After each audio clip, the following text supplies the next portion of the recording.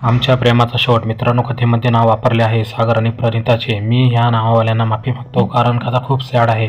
बिना नावाची कथा बनत नाही. तर मित्रांनो, कथेची सुरुवात करतो एका कॉलेजवरून. सागर हा फर्स्ट इयरला होता. तो अभ्यासामध्ये पण खूपच हुशार होता. त्याचे 2 मित्र होते जे सागरला खूपच जीव लावत होते. सागरची घरची परिस्थिती खूपच गरीब होती. त्याचे वडील एका कपड्याच्या दुकानात जॉब करत होते. सागर हा खूपच लाजला स्वभावाचा मुलगा होता. तो मुलींना कधीच बोलत नव्हता आणि मुलगी कधी बोलली तर दुसरीकडे बघून बोलायचा. पण तो अभ्यासामध्ये खूपच हुशार होता. मग काय असेच कॉलेज चालू होते आणि पण एक दिवस सागरला त्याचे सर ऑफिसमध्ये बोलवतात. मग सागर ऑफिसमध्ये जातो तर तिथे सर नसतात. एक मुलगी बसलेली असते. सागर तिच्याकडे बघत नाही आणि म्हणतो, सर कुठे आहे? मग ती मुलगी, जिचं नाव प्रणिता असते, ती सागरला म्हणते, अरे मी इकडे बसले आहे, इकडे तोंड करून बोल. मग सागर म्हणतो, अगं प्लीज सांग ना, सर कुठे आहे? मग प्रणिता म्हणते, मुलगा असून किती लाजतो यार तू. मग सागर म्हणतो, अरे सर आले. मग सरचा आवडता विद्यार्थी होता सागर. सर त्याला बघता खुश होता आणि मग सागरला म्हणतात, अरे ये ना बाळा मध्ये.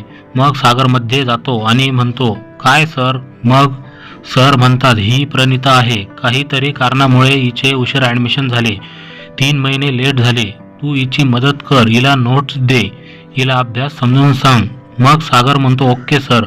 मग सर म्हणतात, प्रणिता बाळा जा याच्या सोबत. मग सागर प्रणिताकडे बघत नाही आणि मग काही पण बोलायचे असन तर खाली बघून बोलतो. मग प्रणिता म्हणते, इतका का लाजतो तू? बिंदास राहायचे. मग सागर म्हणतो, तुझे नाव काय सांगितले? मग प्रणिता म्हणती, माझे नाव प्रणिता आहे आणि तुझे नाव सागर आहे. मग प्रणिता म्हणती, तुला विसरायची पण आदत दिसती. मग सागर म्हणतो, नाही ग, तसं नाही. मग प्रणिता म्हणती, तुला किती वेळेस नाव सांगितले? मी सांगितले, सरने सांगितले, मग तू परत का विचारले? मग सागर म्हणतो, तू माझी खूपच मजा घेत आहे. मग प्रणिता म्हणती, तसं नाही रे, तू आहेस तसा. आपल्याला भेटून आता 1 तास झाला, तू अजून माझा चेहरा बघितला नाही. मग काय म्हणू तुला? इतका का लाजतो तू? मग सागर म्हणतो, मी तुला नाही शिकवू शकत, तू एखाद्या मुलीला विचार प्लीज, माझी तब्येत खराब होऊन जाईल. मग प्रणिता म्हणती, अरे सागर, तू असा कसं काय आहे? तुझे ऑनलाईन अकाउंट नसल. तुला का कोणी लहानपणी बांधून मारलं होतं की काय? की मुलींकडे नाही बघायचे, त्यांना बघून लाजायचे? मग सागर काहीच उत्तर देत नाही. मग प्रणिता चिडती आणि सागरचा चेहरा दोन्ही हातांनी पकडती आणि तिचा चेहरा बघायला लावती. सागरची आणि प्रणिताचे आय कॉन्टॅक्ट होते, पण सागरच्या डोळ्यातून पाणी यायला लागते. तो रडायला लागतो. मग प्रणिता त्याला म्हणती, सॉरी यार, 10 मिनिटं. सागरला सुधरत नाही. मग प्रणिता म्हणती, बाय सागर, मला काही काम आहे, मी जाते आता. तू उद्या भेट मला. मग प्रणिता जाती आणि सागर त्याच्या मित्राला कॉल करतो आणि म्हणतो, अरे कुठे आहे? मग मित्र म्हणतात, अरे पार्किंगमध्ये आहे. मग सागर जातो पार्किंगमध्ये आणि मग सागरला त्याचे मित्र म्हणतात, किती वेळाची वाट बघत आहे, भूक लागली. मग सागर म्हणतो, अरे मला पण लागली. मग मित्र म्हणतात, चल कॅन्टीनमध्ये. मग सागरकडे पैसे राहत नव्हते कॅन्टीनमध्ये खायला, तर तो डब्बा आणत होता. मग सागर आणि मित्र मिळून जेवण करतात, पण प्रणिता सागरला लपून बघत होती. मग सागरचे मित्र सागरला विचारतात की सरनी कशाला बोलवले होते?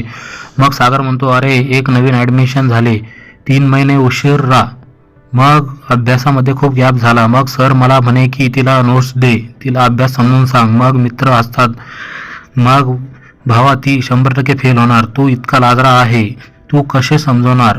मग सागर म्हणतो, अरे सर आले. मग सर येतात आणि तरी पण प्रणिता सागरकडे बघत असते. मग सागर म्हणतो, सर या, जेवण करा. मग सर आणि सागर आणि मित्र मिळून जेवण करतात आणि मग त्यांचे जेवण होते आणि मग तिथून प्रणिता निघून जाते आणि मग एक लेक्चर असते. मग कॉलेज सुटणार होते. मग सागर आणि मित्र त्या लेक्चरला जातात आणि मग लेक्चर खतम होते आणि मग सागरचे मित्र आणि सागर बाहेर येतो. तर मग सागरचे मित्र म्हणतात, यार सागर, तू घरी येणार आहे का स्टडी रूममध्ये बसणार आहे? मग सागर म्हणतो, मी तर बसणार आहे, तुम्ही पण चला आज.